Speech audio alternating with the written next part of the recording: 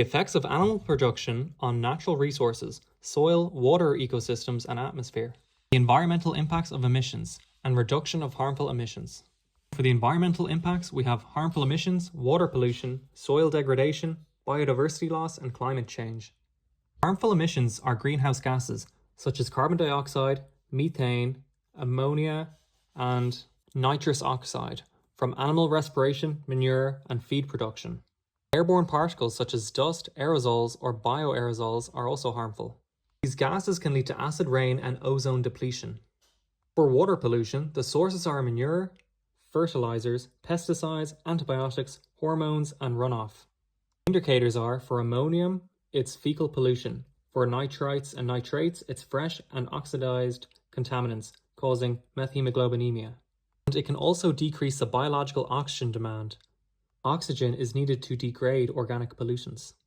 And for soil degradation, excessive use of fertilizers leads to eutrophication, and excessive animal excrement can alter soil pH and reduce soil fertility. Biodiversity loss, habitat destruction happens due to pasture expansion. Overgrazing and pollution can also impact ecosystems. For climate change, 18% of global greenhouse gas emissions come from livestock. Methane comes from digestion and manure, and it contributes to warming. And ammonia contributes to secondary particulate matter formation. Livestock farming can have a negative impact on public health due to transmission of diseases and labor health. Pathogens can get into contaminated water like E. coli, Salmonella, and Leptospiro, and zoonotic diseases such as Brucella, Mycobacterium, and viruses such as swine fever. Workers on farms can also get respiratory issues from gases such as ammonia and hydrogen sulfide and dust particles. Workers can also get locomotor and circulatory disorders from demanding tasks. In regards to water supply, livestock accounts for 55% of US water consumption. The main pollutants are manure, fertilizers and pesticides, and pathogen runoff. And vectors for infectious diseases can develop in these water supplies, such as anthrax spores, cholera, and typhus.